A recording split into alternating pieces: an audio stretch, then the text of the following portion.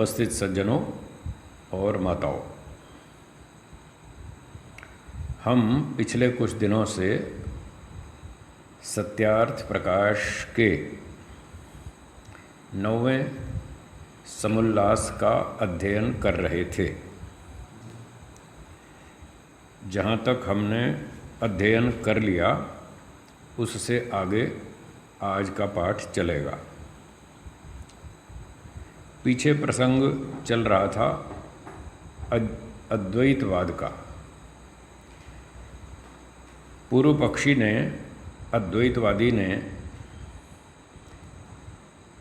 कहा था कि जीव और ब्रह्म एक है,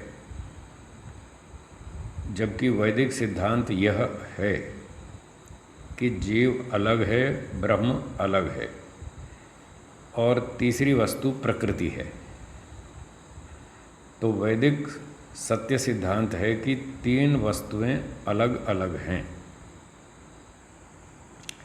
तो पिछली चर्चा में पूर्व पक्षी और सिद्धांती दोनों की बातचीत में ये सार निकला कि ब्रह्म जो है वो स्वयं ही अपने अंदर झूठी कल्पना कर लेता है कि उसको अविद्या हो जाती है, वो स्वयं को जीव मान लेता है। एक बात। दूसरी बात, पूर्व पक्षी ने कहा कि ये जो जगत है ये वास्तव में जगत नहीं है, ये ब्रह्म ही है, परंतु आपको भ्रांति के कारण जगत के रूप में दिखता है। तो सिद्धांत पक्ष की ओर से महर्षि दयानंद जी ने पूछा कि ये जगत की झूठी कल्पना किसने की? उसने कहा, पूर्व पक्षी ने कहा, ब्रह्म ने। तो कहा, फिर जो ब्रह्म झूठी कल्पना करता है तो वो मिथ्यावादी हुआ या नहीं हुआ? तो अब यहाँ तक हम पढ़ चुके थे, आगे का पाठ पढ़ता हूँ। पूर्व पक्षी ने इसका उत्तर दिया कि हो, हमको इष्टापत्ति है, ब्रह्म मिथ्यावादी हो तो हो, इससे हमारा क्या बिगड़ता है? हमको तो बस यही चाहते हैं, हमें जो मानना है वो तो वही मानना है। हम तो वही मानेंगे कि ब्रह्म मिथ्या हो तो हो, परंतु हमारा विचार तो यही है कि ब्रह्म जीव प्रकृति सब एक ही है, अलग अलग कुछ नहीं। तो इष्टापत्ति शब्द का अर्थ है जो हमें इष्ट है, जो हमें अच्छा लगता है, हम तो वही मानेंगे। ये इष्टापत्ति शब्द का अर्थ है। तो जब ऐसा उत्तर दिया तो महर्षि जी ने कहा उस पूर्व पक्षी को, नवीन वेदांती को, ये कहा कि वाह रे झूठे वेदांतियों, तुमने सत्य स्वरूप, सत्य काम, सत्य संकल्प परमात्मा को मिथ्याचारी कर दिया। क्या यह तुम्हारी दुर्गति का कारण नहीं है? किस उपनिषद, सूत्र व वेद में लिखा है कि परमेश्वर मिथ्या संकल्प और मिथ्यावादी है? तो महर्षि जी कह रहे हैं कि तुम खुद तो झूठे हो और ब्रह्म पर दोष लगा रहे हो कि ब्रह्म झूठा है, उसने कल्पना कर ली झूठी, स्वयं को जीव मान लिया और जगत भी मान लिया, खुद ही खुद अपनी अंदर झूठी झूठी कल्पनाएं कर ली। तुम ऐसी बेकार की बात करते हो, तुम खुद ही झूठे हो। ब्रह्म तो सत्यवादी है, बताओ कौन से शास्त्र में लिखा है? जो कि सत्य स्वरूप है, सत्य कामनाओं वाला है, सत्य संकल्प वाला है, शास्त्रों में तो ऐसा लिखा है ब्रह्म के विषय में, और तुम उसको ऐसे सत्य स्वरूप परमात्मा को तुम मिथ्याचारी बताते हो। यही तुम्हारी दुर्गति का कारण है। तुम खुद भटके हो और दुनिया को कहते हो कि सब लोग भ्रांति में, जबकि खुद भ्रांति में हो। तो किस उपनिषद में लिखा है, सूत्र में लिखा है, वेद में लिखा है कि परमेश्वर मिथ्या संकल्प और मिथ्यावादी है? बताओ कहाँ लिखा है, कोई प्रमाण तो दो। क्योंकि जैसे किसी चोर ने कोतवाल को दंड दिया, उल्टा काम, चोर ने कोतवाल को दंड दिया, अर्थात उल्टी चोर कोतवाल को दंडे। इस कहानी के सदृश तुम्हारी बात हुई। खुद तो झूठे हो और परमात्मा को झूठा बता रहे हो, ये तो उल्टी बात हो गई। यह तो बात उचित है कि कोतवाल चोर को दंडे। ये तो ठीक बात है कि कोतवाल जो है वो चोर को पकड़ के दंड देवे, ये तो न्याय की बात है। परंतु यह बात विपरीत है कि चोर कोतवाल को दंड देवे। वैसे ही तुम मिथ्या संकल्प और मिथ्यावादी होकर वही अपना दोष ब्रह्म में व्यर्थ लगाते हो। तो ये तो आपका व्यवहार ठीक नहीं है, आपका सिद्धांत ठीक नहीं है, और आप उल्टे काम करते हो, उल्टा ब्रह्म को मिथ्यावादी बताते हो, जबकि तुम खुद मिथ्यावादी हो, झूठ बोलते हो, झूठी झूठी कल्पनाएं करते हो। तो ये ठीक नहीं। अब आगे कहते हैं महर्षि जी सिद्धांत पक्ष की ओर से, जो ब्रह्म मिथ्या ज्ञानी, मिथ्यावादी, मिथ्याकारी होवे, यदि, जो का मतलब यदि ब्रह्म मिथ्या ज्ञानी होता, मिथ्यावादी होता, झूठ बोलने वाला होता, मिथ्या आचरण करने वाला होता, तो सब अनंत ब्रह्म वैसा ही हो जाए। वो तो फिर सारा ब्रह्म एक ही तो है, तो सारा ही ऐसा हो जाएगा, मिथ्यावादी होगा, सब झूठा हो जाएगा, सारा ब्रह्म एक ही तरह का तो है, क्योंकि वह एक रस है। वो तो सारा अखंड तत्व है। एक रस मतलब अखंड, उसके टुकड़े तो है नहीं कि इतना तो मिथ्यावादी और इतना सत्यवादी, ऐसे टुकड़े तो है नहीं, एक ही है सारा। इसलिए सत्य स्वरूप सत्यमानी, सत्यवादी और सत्यकारी है। ब्रह्म का जो स्वरूप वेदों में बताया, दर्शनों में बताया, उपनिषदों में बताया, सब शास्त्रों में बताया, वैदिक, वो बताया कि वो सत्य स्वरूप है, सत्यमानी है, अर्थात सत्य ही मानता है, सत्यवादी है, सत्य ही बोलता है हमेशा, झूठ नहीं बोलता, न झूठ मानता, न वो भ्रांति में पड़ता, न कभी गलत सोचता, न अन्याय करता और न ही गलत काम करता। सत्यकारी है, सत्य कर्म करता है, झूठे काम नहीं करता, गलत काम नहीं करता, अन्याय नहीं करता। सब वैदिक शास्त्रों में तो ब्रह्म का स्वरूप ऐसा लिखा है। ये सब दोष तुम्हारे हैं, ब्रह्म के नहीं। ये जो दोष लगा रहे हो ये तुम्हारे दोष हैं, तुमको भ्रांति होती है, तुम झूठ बोलते हो, तुम संशय करते हो, तुम घोटाले करते हो, ब्रह्म कुछ नहीं करता। ये सारे तुम्हारे दोष हैं, ब्रह्म के नहीं। और जिसको तुम विद्या कहते हो वो अविद्या है। ये वेदांती लोग, नवीन वेदांती लोग क्या कहते हैं कि ये सब दुनिया वाले मनुष्य लोग सब अविद्या में हैं। अविद्या के कारण ये अपने आप को जीव मानते हैं तो ब्रह्म, और अविद्या के कारण भ्रांति से अपने आप को जीव माने बैठे हैं। तो ये इनकी दृष्टि में अविद्या है, अपने आप को जीव मानना अविद्या है। तो महर्षि जी कह रहे हैं जिसको तुम अविद्या कह रहे हो वो तो वास्तव में विद्या है, और जिसको तुम विद्या कहते हो वो अविद्या है। उल्टा कहते हो तुम ये कहते हो वास्तव में ब्रह्म ही सत्यम है, बाकी सब कुछ मिथ्या है, इसको तुम सच्ची बात कहते हो। ये सच्ची नहीं, ये तो झूठी बात है, ये तो अविद्या है कि सब ब्रह्म को सत्य मानते हो और बाकी सब जगत को मिथ्या कहते हो। तो जिसको तुम विद्या कहते हो वास्तव में वह अविद्या है, और तुम्हारा अध्यारोप भी मिथ्या है। जो तुमने अध्यारोप किया था, ब्रह्म को जीव बना दिया, ये सारा अध्यारोप मिथ्या है, क्योंकि आप ब्रह्म न होकर अपने को ब्रह्म मानते। खुद ब्रह्म तो है नहीं, है तो जीव, और मानते हो कि हम ब्रह्म हैं, अहम ब्रह्मास्मि, ऐसे ऐसे वाक्य उठा लिया आपने वेदों से, उपनिषदों से, और कहते हो मैं ब्रह्म हूँ। तो ये सब अविद्या है। अपने आप ब्रह्म न होकर अपने को ब्रह्म मानते और ब्रह्म को जीव मानना, ये मिथ्या ज्ञान नहीं तो क्या है। तो जीव को ब्रह्म मानते हैं, ब्रह्म को जीव मानते हैं, ये सारा मिथ्या ज्ञान है, अविद्या है। जो सर्वव्यापक है वह परिच्छिन्न न होने से अज्ञान और बंध में कभी नहीं गिरता।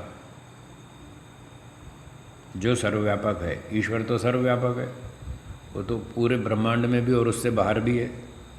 इसलिए जो सर्वव्यापक है वह परिच्छिन्न, परिच्छिन्न का अर्थ है एकदेशी, छोटा, एक देश में रहने वाला, एक स्थान पर रहने वाला, ये परिच्छिन्न शब्द का अर्थ है। तो जो व्यापक है वो परिच्छिन्न तो नहीं है, वो एक देशी तो है नहीं, इसलिए परिच्छिन्न न होने से, एक देशी न होने से अज्ञान और बंध में कभी नहीं गिरता। तो परमात्मा तो अविद्या में आता नहीं कभी, सर्वव्यापक है, सर्वज्ञ है, सर्वशक्तिमान है, सब गुणों वाला है, उत्तम गुणों वाला है, तो न वो अज्ञान में आता न बंधन में आता। ये तो अज्ञान में एक देशी जीवात्मा फंसता है और बंधन में भी वही फंसता है, ब्रह्म तो कभी नहीं फंसता, क्योंकि अज्ञान परिच्छिन्न एक देशी अल्पज्ञ जीव में होता है, सर्वज्ञ सर्वव्यापी ब्रह्म में नहीं। जीवात्मा अल्पज्ञ है, एक देशी है, छोटा सा है, एक जगह रहता है, तो उसको तो भ्रांति हो जाती है, संशय हो जाता है, गलतियां कर लेता है, दीवार के पीछे क्या है उसको पता नहीं चलता। तो वो सर्वज्ञ नहीं है, सर्वव्यापक नहीं है, वो तो गलतियां कर सकता है। ब्रह्म को कोई गलती नहीं होती, वो सर्वव्यापक है, चेतन है और सब जगह स्वयं उपस्थित है, सर्वशक्तिमान है, स्वयं साक्षात सबको देखता है, उसको भ्रांति का कोई अवसर ही नहीं है। तो एक बार एक अद्वैतवादी से बात चल रही थी हमारी, तो कहने लगे कि मैं ब्रह्म हूँ। मैंने कहा अच्छा आप ब्रह्म हैं? बोले हाँ।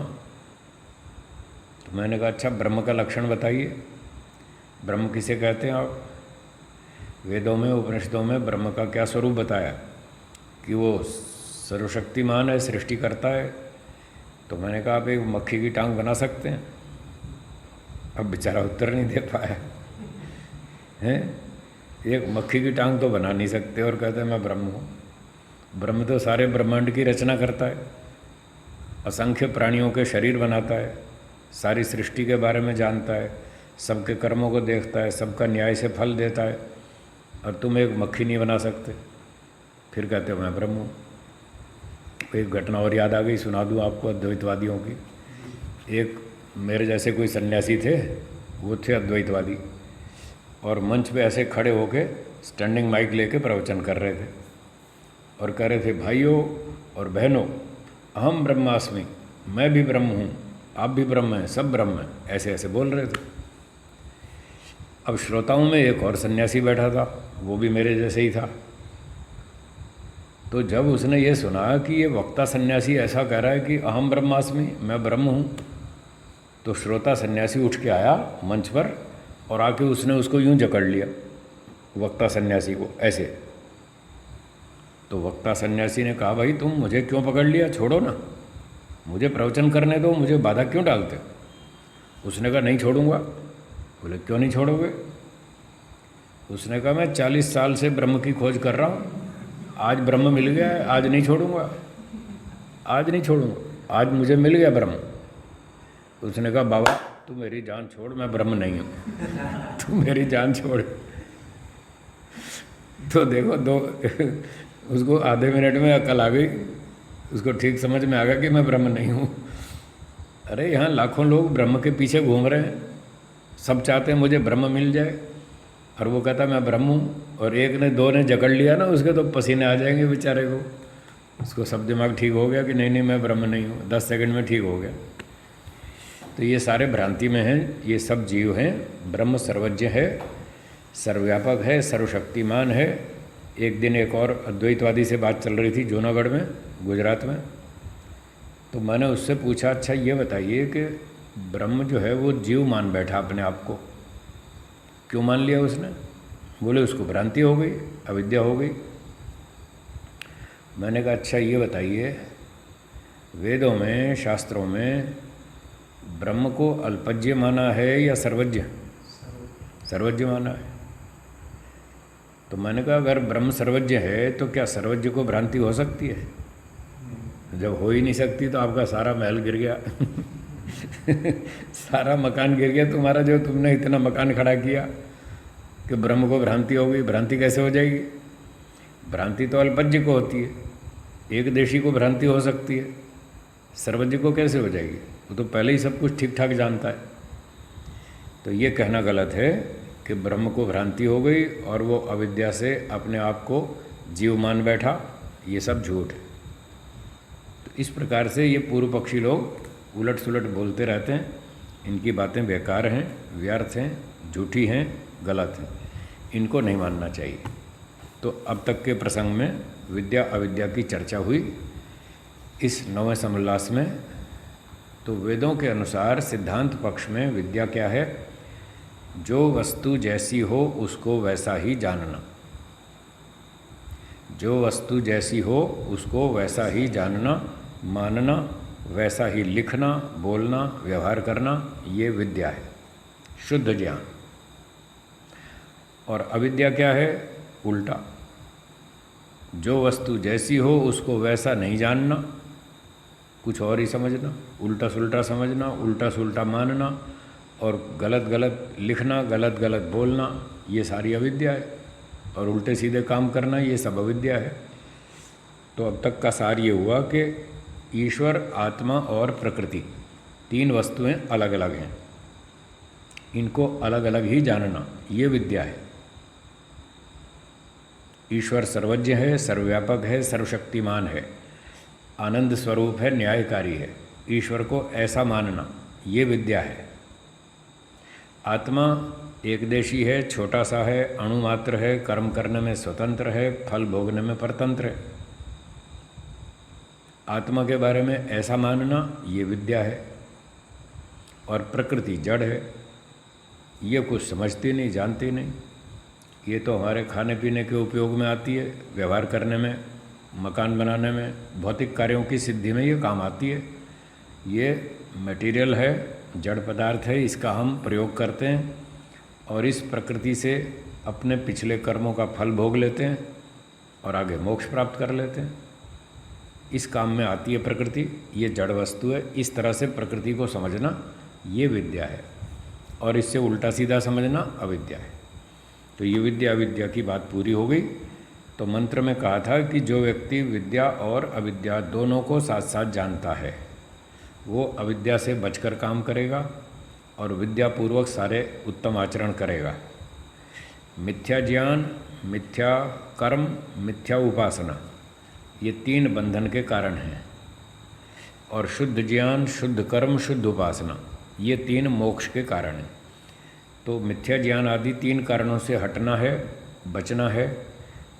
तो शुद्ध ज्ञान, शुद्ध कर्म, शुद्ध उपासना को स्वीकार करना है, धारण करना है और इनकी सहायता से मोक्ष प्राप्त करना है। ये सारा विद्या विद्या का विषय पूरा हुआ। अब आगे महर्षि जी कहते, अब महर्षि दयानंद जी कहते हैं, विद्या विद्या की चर्चा के बाद अब मुक्ति बंध का वर्णन करते हैं। अब दूसरा विषय आरंभ हो रहा है, मुक्ति और बंधन। बहुत अच्छा विषय है, बहुत गंभीर विषय है, आध्यात्मिक विषय है, इसको बहुत अच्छी तरह समझना चाहिए।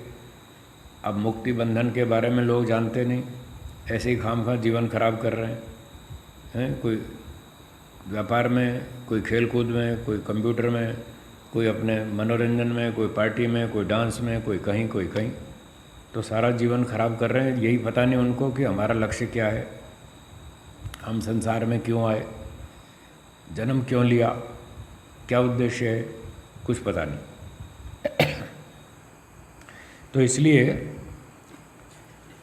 हम ये चाहते हैं कि लोगों को पता चले हमारे जीवन का क्या उद्देश्य है, तो ठीक प्रकार से जीवन का लाभ उठाएं।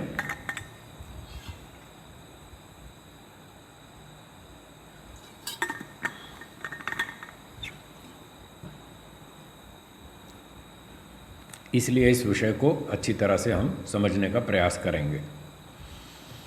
प्रश्न, मुक्ति किसको कहते हैं? ये प्रश्न है, मुक्ति किसको कहते हैं? उत्तर, मुंचन्ति पृथक भवन्ति जना यस्याम सा मुक्ति, जिसमें छूट जाना हो उसका नाम मुक्ति है।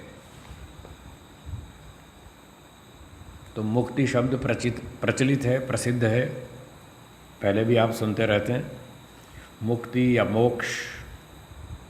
तो मुक्ति का अर्थ बताया कि जिसमें छूट जाना हो, मुक्ति का अर्थ ही छूटना है।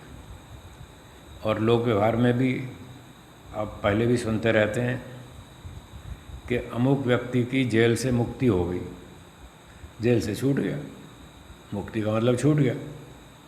अमुक व्यक्ति 3 वर्ष तक रोगी रहा और 3 वर्ष बाद उसकी रोग से मुक्ति हुई, मुक्ति का मतलब छूट गया, रोग से छूट गया, 3 वर्ष तक रोगी रहा बेचारा। तो ये सरल भाषा का शब्द है मुक्ति, छूटना। तो मुक्ति किसको कहते हैं? जिसमें छूट जाना हो, उसका नाम मुक्ति है। प्रश्न, किससे छूट जाना? उत्तर, जिससे छूटने की इच्छा सब जीव करते हैं। तो सभी जीव छूटने की इच्छा करते हैं। इस लक्षण से ये पता चलता है कि सब जीवात्मा एक जैसे हैं, सबकी इच्छा एक जैसी। इससे पता चलता है सब आत्माएं एक जैसी हैं। प्रश्न, किससे छूटने की इच्छा करते हैं? उत्तर, जिससे छूटना चाहते हैं। किससे छूटना चाहते हैं? दुख से। दुख से सब छूटना चाहते हैं। मनुष्य तो मनुष्य, कीड़े मकोड़े, पशु पक्षी, वो भी छूटना चाहते हैं। उनमें भी वैसी ही आत्मा है जैसी हम में, मनुष्यों में। क्योंकि मनुष्य वाली आत्मा ही तो पशु पक्षियों में चली जाती है। जब मनुष्य वाली आत्मा बुरे काम करती है, कुछ ज़्यादा ही बुरे काम कर देती है, तो फिर ईश्वर उसको दंड देता है। जो मनुष्य बनाकर सुविधाएं दी थी वो सारी वापस छीन लेता है। और फिर जैसे यहाँ सरकार जेल में डालती है तो ईश्वर भी जेल में डालता है, जाओ अब तुम्हारी स्वतंत्रता हम छीन लेंगे, जाओ जेल में और अपना दंड भोगो। तो वहाँ ईश्वर फिर पशु पक्षी, कीड़े मकोड़ा आदि, वृक्ष आदि योनियों में उनको दंड देता है और सुविधाएं छीन लेता है।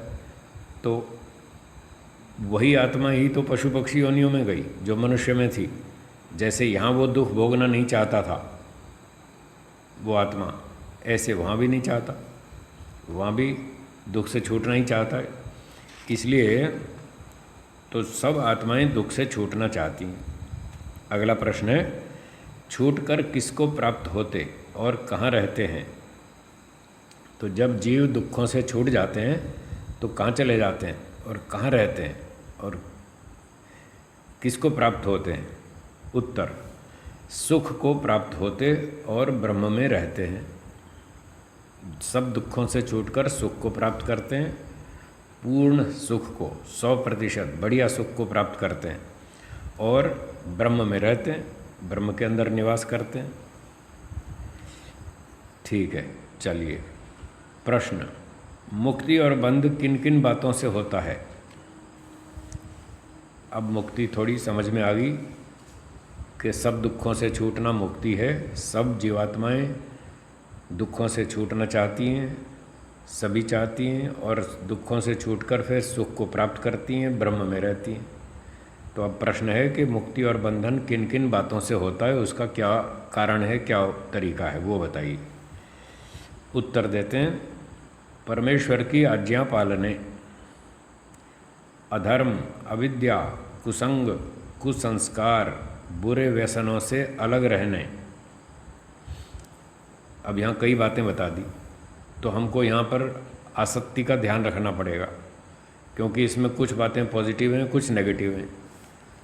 तो आसक्ति का मतलब था किस शब्द को किस शब्द के साथ जोड़ें, जिसको आप संस्कृत में अन्वय कहते हैं। अन्वय, किस शब्द को कहाँ जोड़ें। अगर वो शब्द को ठीक शब्द के साथ जोड़ा तो अर्थ ठीक समझ में आएगा, अगर गलत जोड़ दिया तो फिर उल्टा हो जाएगा, फिर ठीक अर्थ समझ में नहीं आएगा। तो यहाँ पर कुछ बातें पॉजिटिव लिखी हैं और कुछ नेगेटिव भी लिखी हैं, इसलिए आसक्ति लगाने में ध्यान रखना पड़ेगा। तो मैं साथ साथ थोड़ी थोड़ी व्याख्या भी करता जाता हूँ। परमेश्वर की आज्ञा पालने, अंत में आएगा इन साधनों से मुक्ति होती है। ठीक है, तो अंतिम टुकड़े को हम यहाँ जोड़ लेते हैं ताकि छोटे छोटे वाक्य बन जाएंगे और अर्थ आसान हो जाएगा, समझ में जल्दी आ जाएगा। तो पहली बात बताई, परमेश्वर की आज्ञा पालने से मुक्ति होती है। ठीक है, तो वेदों में ईश्वर की आज्ञा बता रखी है क्या करना और क्या नहीं करना। तो ईश्वर ने कहा यज्ञ करो, सत्य बोलो, प्रेम से रहो, न्याय से व्यवहार करो, दूसरों की सहायता करो, मदद करो, रक्षा करो। इस प्रकार से जो ईश्वर आज्ञा है उसका पालन करो, ऐसा पालन करने से मुक्ति होती है। अगली बात, अधर्म, अविद्या, कुसंग, कुसंस्कार, बुरे व्यसनों से अलग रहने से मुक्ति होती है। यहाँ जोड़ दो तो एक प्रसंग ये बन गया। अब इसमें कुछ नेगेटिव बातें लिखी हैं, जैसे लिखा है अधर्म, तो अधर्म से अलग रहने से, ये से अलग रहना, इसको अधर्म के साथ जोड़ देंगे। ऐसे हर एक शब्द के साथ ये जोड़ते जाएंगे। से अलग रहने से मुक्ति होती है, तो अधर्म से अलग रहने से मुक्ति होती है, तो अधर्म को छोड़ना पड़ेगा। झूठ, छल, कपट, चोरी, बेईमानी, रिश्वतखोरी, हत्या करना, अपहरण करना, ये सारा अधर्म है। जो वेदों के विरुद्ध आचरण है वो सारा अधर्म है, तो इससे दूर रहना पड़ेगा, तब मुक्ति होगी। और अगर ये काम करेंगे तो बंधन होगा। उल्टे काम करने से बंधन और अच्छे सही काम वेदोक्त करने से मुक्ति, ये तात्पर्य है। तो इस प्रकार से अधर्म से अलग रहने से मुक्ति होती है। फिर है अविद्या, इसको वहाँ जोड़ दीजिए। अविद्या से अलग रहने से मुक्ति होती है, ठीक है ना। तो ये है आसक्ति। तो अविद्या जो है वो हम पढ़ चुके हैं पिछले प्रसंग में। मूर्खता, अविद्या, अनित्य को नित्य समझना, नित्य को अनित्य समझना, ये सब अविद्या है। अशुद्ध को शुद्ध समझना, शुद्ध को अशुद्ध समझना, उल्टा समझना, अविद्या है। बुरे काम को अच्छा काम समझना, अच्छे कर्म को बुरा कर्म समझना, अविद्या है। दुख को सुख समझना, सुख को दुख समझना, ये अविद्या है। तो इस प्रकार से जड़ को चेतन और चेतन को जड़ समझना, ये सारी अविद्या है। इस अविद्या से अलग रहना पड़ेगा, तब मोक्ष होगा। अब तो यहाँ देखो सारी दुनिया में अविद्या फैली है। वो जड़ को चेतन माने बैठे हैं, चेतन को जड़ माने बैठे हैं। विचार ही नहीं करते हम क्या कर रहे हैं। कितने लोग जड़ मूर्तियों की पूजा करते हैं ना, और वो उनको चेतन माने बैठे। जड़ मूर्तियों को चेतन मान के सारा दिन व्यवहार करते हैं, हर रोज़ करते हैं। तो ये सारी अविद्या है। और जो असली चेतन ईश्वर है उसको जड़ मान रहे हैं, उसको जड़ माने बैठे हैं। उसके बारे में तो बिल्कुल होश ही नहीं। एक दिन एक व्यक्ति ने कहा, जी ये तो मंदिर है, मंदिर में झूठ नहीं बोलना चाहिए। मैंने कहा अच्छा तो बताओ कहाँ बोलना चाहिए। मंदिर में झूठ नहीं बोलना चाहिए, यहाँ तो भगवान का घर है। तो मैंने कहा अच्छा दुकान पे बोलना चाहिए। बोले दुकान पे तो चलता है। मैंने कहा अच्छा दुकान पे भगवान नहीं होता है। तो भगवान तो सभी जगह है। अगर मंदिर में है तो भगवान तो दुकान में भी है, ट्रेन में भी है, ऑफिस में भी है, सब जगह पर है। तो वहाँ झूठ कैसे बोलोगे। पर वो जड़ को चेतन और चेतन को जड़ माने बैठे। जो ईश्वर चेतन है, सर्वव्यापक है, वो दुकान पर भी है, वो ऑफिस में भी है, वो ट्रेन में भी है, एयरपोर्ट पे भी है, हवाई जहाज़ में भी है, सड़क पे भी है, जंगल में भी है, गांव में भी है, नगर में भी है।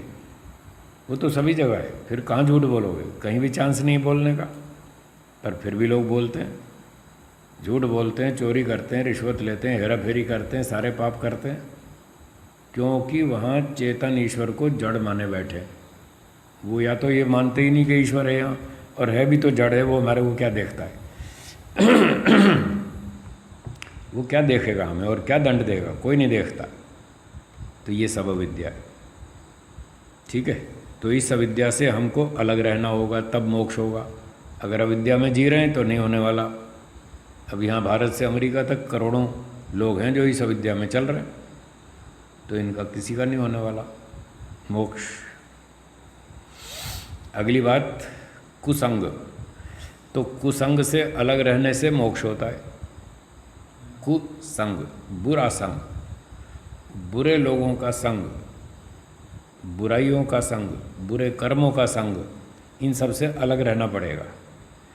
तो जो लोग झूठ बोलते हैं, रिश्वत लेते हैं, चोरी करते हैं, पाप कर्म करते हैं, ऐसे लोगों से दूर रहें, वरना वो आपको भी लपेट लेंगे साथ साथ। आप उनके साथ रहोगे, उनकी बुरी आदतें आपको भी लग जाएंगी, फिर आप बुरे काम करोगे तो आपका मोक्ष अटक जाएगा, नहीं होगा। इसलिए कुसंग से मतलब बुरे लोगों से दूर रहो, झूठे बेईमान चोर डाकू लुटेरों से दूर रहो और बुरे कर्मों से दूर रहो, बुरे काम मत करो। और बुरी संगत से दूर रहो, गंदी फिल्में देखना, गंदी बातें करना, अश्लील बातें करना, ऐसी बुरी बातों से, बुरी आदतों से दूर रहना। और इसी को आगे और खोल रहे हैं, कुसंस्कार से अलग रहें। कुसंस्कार बुरे संस्कार। संस्कार का मतलब आप मोटी भाषा में ये समझ लें, आदत, हैबिट। एक व्यक्ति को चाय पीने की आदत हो गई, रोज़ चाय पीता है और सुख लेके चाय पीता है, उसको मज़ा आता है, तो उसको चाय की आदत हो गई, इसका नाम है संस्कार। एक को कॉफ़ी पीने की आदत हो गई, एक को सिगरेट पीने की आदत हो गई, ठीक है ना। ये आगे बुरे व्यसनों में भी आ रहा है। तो बुरे व्यसन, ये सारे व्यसन हैं, और इन व्यसनों को करने के लिए जो हमको प्रेरित करता है वो संस्कार है। वो ये बुरे काम करने के लिए हमको प्रेरित करता है। तो महर्षि जी कह रहे हैं, बुरे संस्कारों से अलग रहो, बुरे व्यसनों से अलग रहो, बुरी आदतों से अलग रहो, बुरे कर्मों से अलग रहो, हैं, चोरी करना, रिश्वत लेना, इन बुरे कामों से सबसे अलग रहना है। बुराइयों से और इनके कारण जो संस्कार हैं उनसे अलग रहना है, तब आपका मोक्ष हो सकता है, नहीं तो नहीं हो सकता। तो ये सारे निषिद्ध कर्म थे। तो एक विभाग ये हो गया। अब फिर पॉजिटिव आ रहे हैं आगे, मोक्ष के उपाय और पॉजिटिव वाक्य आ रहे हैं। सत्य भाषण से मुक्ति होती है, तो सत्य बोलना पड़ेगा, झूठ नहीं बोलना। अब यहाँ तो बहुत सारे लोग चालाक हैं, अवसरवादी हैं, वो स्वयं झूठ बोलते हैं और दूसरों को झूठ बोलना सिखाते हैं। और क्या कहते हैं, देखो जी, अगर किसी की जान बचती हो तो वहाँ झूठ बोलना चाहिए, वहाँ झूठ जो है वो पाप नहीं होता, वहाँ तो पुण्य होता है। ये सब बेईमान लोग उल्टे पाठ पढ़ाते हैं। बताओ वेद में कहाँ लिखा है झूठ बोलने को? कहीं नहीं लिखा है।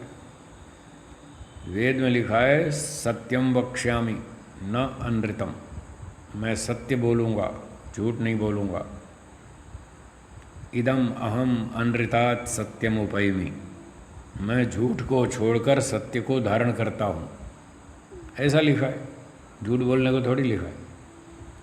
हाँ, कहीं कहीं राजा के लिए छूट दी हुई है कि राजा जो है वो झूठ थोड़ा बहुत बोल सकता है, पर किस लिए बोलेगा? अपने स्वार्थ के लिए नहीं, देश की रक्षा के लिए, प्रजा की रक्षा के लिए, चोर डाकुओं को पकड़ने के लिए, आतंकवादियों को पकड़ने के लिए, दुष्टों को दंड देने के लिए उसको ये थोड़ा बहुत ऊंचा नीचा करना पड़े तो उसको राजा को छूट है, सिर्फ राजा को, जनता को नहीं। हाँ, और जितना गड़बड़ करेगा उतना राजा को भी दंड मिलेगा, ये भी ध्यान रखना।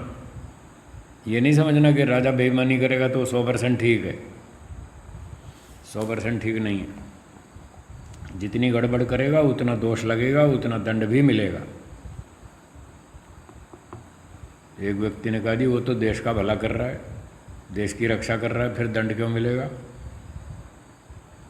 तो हमने कहा बस वो कानून के विरुद्ध है। ईश्वर का कानून तो कहता है कि जाति देश काल समयानवच्छिन्ना सार्वभौमा महाव्रतम, योग दर्शन में सूत्र है या नहीं है ना? तो वहाँ तो कहीं भी छूट नहीं दिए। सन्यासी, ब्राह्मण, विद्वान, योगाभ्यासी, मुमुक्षु को कभी भी किसी भी परिस्थिति में झूठ नहीं बोलना, वहाँ पर साफ लिखा सूत्र में। सार्वभौमा, सब परिस्थितियों में उसको सत्य ही बोलना है, कहीं भी झूठ बोलने की छूट नहीं। अब जब राजा झूठ बोलेगा तो उससे नीचे उतर गया ना, तो जितना नीचे उतरेगा उतना दंड। तो वो जितनी भी गड़बड़ करता है 10% 20% उतना दोष ही मानना चाहिए, 100% शुद्ध नहीं है। इसलिए उसका मोक्ष नहीं हो पा रहा राजा का, राजा को मोक्ष नहीं मिलता है। एक दिन एक व्यक्ति कहने लगा जी क्या गृहस्थियों का मोक्ष हो सकता है? मैंने कहा नहीं हो सकता। बोले क्यों? मैंने कहा अच्छा ये बताओ, मोक्ष प्राप्त करने के लिए क्या संसार की मोह माया छोड़नी पड़ेगी या नहीं? छोड़नी पड़ेगी। मोह माया छूटे बिना किसी का मोक्ष थोड़ी होने वाला है। तो यहाँ तो उसने बोल दिया कि हाँ ठीक है, मोह माया तो छोड़नी पड़ेगी। तो फिर मैंने कहा अच्छा ये बताइए, घर में रहते रहते, गृहस्थ में रहते रहते, क्या बच्चों की मोह माया, संपत्ति की मोह माया, परिवार वालों की, रिश्तेदारों की, संसार की मोह माया छूट जाती है? नहीं छूटती। तो जब मोह माया नहीं छूटी तो मोक्ष कैसे होगा? नहीं होगा। तो मोह माया छूटती नहीं तब तक मोक्ष नहीं होगा। तो जैसे गृहस्थ की मोह माया नहीं छूटती, उसका मोक्ष नहीं होता, तो फिर कैसे छूटेगी? कि सन्यासी बनना पड़ेगा। और सन्यासी कौन बनेगा? जो विद्वान होगा। विद्या के बिना सन्यास नहीं ले सकता, क्योंकि विद्या के बिना वैराग्य नहीं होता, वैराग्य के बिना सन्यास नहीं होता, सन्यास के बिना मोक्ष नहीं होता, क्योंकि मोह माया छूटती नहीं। और 5वें समुल्लास में सत्यार्थ प्रकाश में लिखा भी है, मोक्ष केवल सन्यासियों का ही होता है और किसी का नहीं। इतना साफ लिखा है, मोक्ष केवल सन्यासी का ही होता है, अन्यों का नहीं। अन्यों का क्यों नहीं होता? क्योंकि अन्यों की मोह माया छूटती नहीं, उनकी अविद्या छूटती नहीं। योग दर्शन के अनुसार जब तक 5 क्लेश दग्ध बीज नहीं हो जाएंगे तब तक मोक्ष नहीं होगा। तो 5 क्लेश में अविद्या सबसे पहले नंबर पे। तो अविद्या का नाश जब तक नहीं होगा तब तक मोक्ष नहीं होगा। और वो अविद्या का नाश होता है समाधि में। समाधि होती है वैराग्य से, और वैराग्य होता है विद्या से, और विद्या होती है ब्राह्मण के पास। इसलिए ब्राह्मण बनना पड़ेगा, ये है मोक्ष का रास्ता। ठीक है ना? तो ब्राह्मण बनना पड़ेगा, सन्यासी बनना पड़ेगा, वैराग्य प्राप्त करके समाधि लगानी होगी। उसके बाद फिर तत्व ज्ञान हो जाएगा ऊंचे स्तर का, उससे अविद्या आदि 5 क्लेश नष्ट हो जाएंगे, फिर मोक्ष होगा।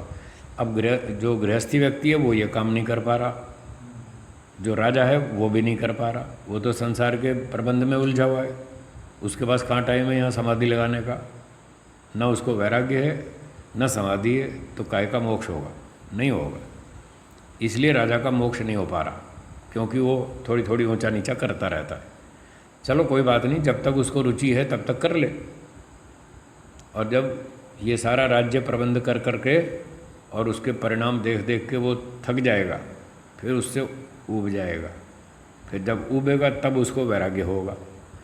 फिर जब वैराग्य होगा फिर वो ब्राह्मण बनेगा। बस फिर वो उसी पटरी पे आ जाएगा जिस पे पहले ब्राह्मण चला था, ये भी उसी पटरी पे आएगा। सबको वहीं आना है, सबके लिए एक ही रास्ता है।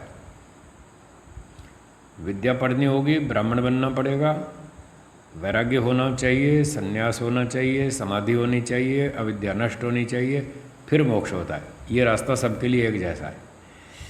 तो इस प्रकार से महर्षि जी कह रहे हैं मोक्ष का उपाय है सत्य भाषण। सत्य बोलना पड़ेगा। राजा ने झूठ बोला इसलिए उसका मोक्ष नहीं होगा, ब्रेक लग जाएगी। परोपकार करना होगा, जैसे महर्षि दयानंद जी ने परोपकार किया और प्राचीन ऋषियों ने बहुत उपकार किया। निष्काम कर्म बोलते हैं इसको। तो निष्काम कर्म परोपकार करना पड़ेगा, स्वार्थ को त्यागना पड़ेगा, तब मोक्ष होगा। और आगे कह रहे हैं विद्या। देखो आ गई ना विद्या, तो विद्या से मोक्ष होता है। विद्या पढ़नी पड़ेगी, तपस्या करनी पड़ेगी। इस विद्या से ही तो अविद्या का नाश होगा। आर्य समाज का 8वां नियम आप जानते ही हैं, अविद्या का नाश और विद्या की वृद्धि करनी चाहिए। ये नियम क्या कह रहा है? यही तो कह रहा है, अविद्या का नाश करो, विद्या की वृद्धि करो, इससे मोक्ष होगा। इसलिए विद्या प्राप्ति करनी होगी, ये मोक्ष का साधन है। फिर आगे लिखा है पक्षपात रहित न्याय। न्याय का आचरण करना पड़ेगा, अन्याय नहीं कर सकते। पक्षपात, पार्शियलिटी नहीं करना, पक्षपात रहित ठीक ठीक न्याय करना है। ठीक ठीक न्याय का मतलब 4 व्यक्ति हैं आपके सामने और आपको चारों से व्यवहार करना है। यदि चारों की योग्यता एक समान है तो सबके साथ समान व्यवहार करना पड़ेगा।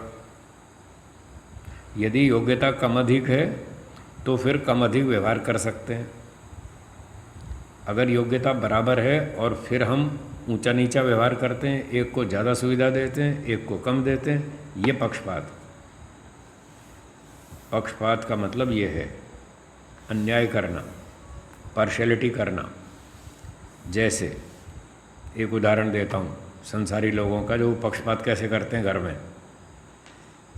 अगर कोई बेटी गलती कर दे तो उसकी माँ उसका दोष नहीं बताएगी गली मोहल्ले में, और उसकी बहू गलती कर दे तो पूरे मोहल्ले को सुनाएगी। इसका नाम है पक्षपात, है ना। बेटी का दोष नहीं बताएगी और बहू का बताएगी। भाई आपने बहू का दोष बताया तो बेटी का भी बताओ ना, पूरी गली वालों को। अगर बेटी का नहीं बताया तो बहू का भी मत बताओ। दोनों के साथ ठीक न्याय से व्यवहार होना चाहिए। ये है पक्षपात रहित व्यवहार, एक जैसा व्यवहार करना चाहिए, ठीक ठीक। तो इस प्रकार से एक व्यक्ति के बेटे ने गलती कर दी, अपने बेटे ने गलती कर दी तो उसने कुछ नहीं कहा, दबा लिया, छुपा लिया बात को। अब पड़ोसी के बच्चे ने गलती की तो उसको मारपीट पे आ गया और सारी गली को सुनाने लगा, देखो फलाने के बच्चे ने ऐसा किया। और जब तुम्हारे बच्चे ने किया था तब क्यों नहीं बताया कि मेरे बच्चे ने ऐसा किया। इसको पक्षपात कहते हैं। तो पक्षपात नहीं करना है। अगर मोक्ष में जाना है तो पक्षपात बंद करना पड़ेगा, पक्षपात रहित न्याय से व्यवहार करना होगा। ये मोक्ष का उपाय है। फिर धर्म की वृद्धि करने से मोक्ष होता है। धर्म का आचरण बढ़ाना पड़ेगा। ज्ञान को बढ़ाओ, अपने कर्म को बढ़ाओ, परोपकार को बढ़ाओ, सेवा को बढ़ाओ। किसी के पास संपत्ति है, दान करता है तो दान भी बढ़ाओ, अच्छे अच्छे काम बढ़ाओ। धर्म की वृद्धि करनी है, पर बढ़ाने की सीमा ध्यान रखना। हाँ, अति सर्वत्र वर्जयेत, लिमिट क्रॉस नहीं करना। जब आप अति करेंगे वो हानिकारक है। चाहे पढ़ने में अति करो, चाहे व्यायाम में अति करो, चाहे खाने पीने में अति करो, चाहे सोने में अति करो, कहीं भी अति करेंगे वो हानिकारक है। तो सीमा तक अपना हर चीज़ को बढ़ाएं, उसकी सीमा तक। सीमा क्या है? जब वो चीज़ मोक्ष प्राप्ति में बाधक होने लगे तो समझो आप सीमा क्रॉस कर रहे, लिमिट क्रॉस कर रहे हैं। बाधक नहीं होनी चाहिए। उस सीमा तक काम करें जिस सीमा तक हमारा मोक्ष भी ना बिगड़े और मोक्ष की ओर जो हमारी गति है वो कम ना हो, और वो परोपकार का काम भी होता रहे। इस हिसाब से काम करना चाहिए। तो इस प्रकार से धर्म की वृद्धि करें, सीमा का ध्यान रखें, तो इन साधनों से मुक्ति हो जाती है। फिर आओ और आगे बताते हैं, पूर्वोक्त प्रकार से परमेश्वर की स्तुति, प्रार्थना और उपासना अर्थात योगाभ्यास करने से मुक्ति होती है। तो ईश्वर की स्तुति, प्रार्थना, उपासना करें, ओम का जप करें, गायत्री मंत्र का जप करें, वैदिक संध्या ओम शन्नो देवीरभीष्टय आपो भवन्तु पीतये संयोरभिस्रवन्तु नः। इस प्रकार से इन मंत्रों से ईश्वर की स्तुति, प्रार्थना, उपासना करें। पहले 7वें समोल्लास में स्तुति, प्रार्थना, उपासना विस्तार से बताई जा चुकी है। तो इस प्रकार से करें, अर्थात योगाभ्यास करना होगा। जो महर्षि पतंजलि जी ने अष्टांग योग बताया, उस तरीके से, उस विधि से अब हमको योगाभ्यास करना होगा। फिर आगे कहते हैं, विद्या पढ़ने पढ़ाने से मुक्ति होती है। देखो, विद्या पढ़नी पढ़ानी पड़ेगी, विद्या से पीछा नहीं छूटेगा। हाँ, कभी आप सोचो साहब हमने तो पढ़ लिए, 4 शास्त्र पढ़ लिए और हम तो 5 साल हो गए गुरुकुल में पढ़ते पढ़ते, अब तो हम हो गए विद्वान। इससे पीछा नहीं छूटेगा, ये तो जीवन भर चलेगा। हमको देखो 40 साल हो गए, अभी भी पीछा नहीं छूटा है, अभी भी लगे हैं इसी में, पढ़ते हैं पढ़ाते हैं, पढ़ते हैं पढ़ाते हैं। पहले गुरुकुल में एक जगह टिक कर पढ़ते पढ़ाते थे, अब देश भर में घूम घूम के पढ़ाते हैं। तो विद्या से पीछा नहीं छुड़ाना, विद्या से बोर नहीं होना, ऊबना नहीं। कभी मिथ्या संतोष मत कर लेना कि हमने तो बहुत पढ़ लिया, आप क्या पढ़ेंगे। क्या भोजन से आपको संतोष हो गया? आप तो बहुत रोटियां खा ली, अब क्या खाएंगे? क्यों जी? कभी संतोष नहीं होता, रोज़ खाते हैं, रोज़ भूख लगती है, रोज़ भोजन खाते हैं। वही 40 साल से वही गेहूं की रोटी खा रहे हैं, वही 40 साल से 50 साल से वही पानी पी रहे हैं। उसमें आप कभी नहीं कहते साहब अब तो गेहूं की रोटी पुरानी हो गई, अब क्या खाएंगे, बहुत खा ली। और 50 साल से तो वही पानी पी रहे हैं, अब क्या पीना, ये वही पानी, ये तो पुराना हो गया, छोड़ो इसको। आप कभी नहीं कहते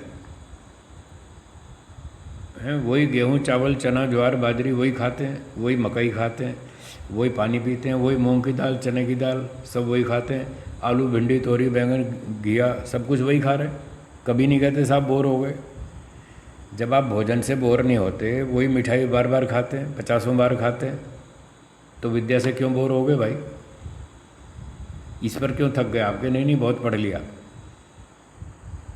जैसे भोजन से व्यक्ति बोर नहीं होता, पानी से बोर नहीं होता, ऊबता नहीं, ऐसे विद्या से ऊबना नहीं चाहिए। ये नहीं सोचना चाहिए अब तो बहुत पढ़ लिया। मैंने 100 बार तो सत्यार्थ प्रकाश पढ़ लिया, बोलो अब भी बोर नहीं हुआ मैं 40 साल हो गए ये पढ़ते हुए सत्यार्थ प्रकाश, अभी भी बोर नहीं हुआ, अभी भी बार बार पढ़ता हूँ, बहुत इच्छा होती है और पढ़ो और पढ़ो। जैसे हम भोजन से बोर नहीं होते, ऐसे इस विद्या से भी नहीं होना चाहिए। जैसे भोजन से रोज़ नई शक्ति मिलती है, ऐसे विद्या से भी नई शक्ति मिलती है।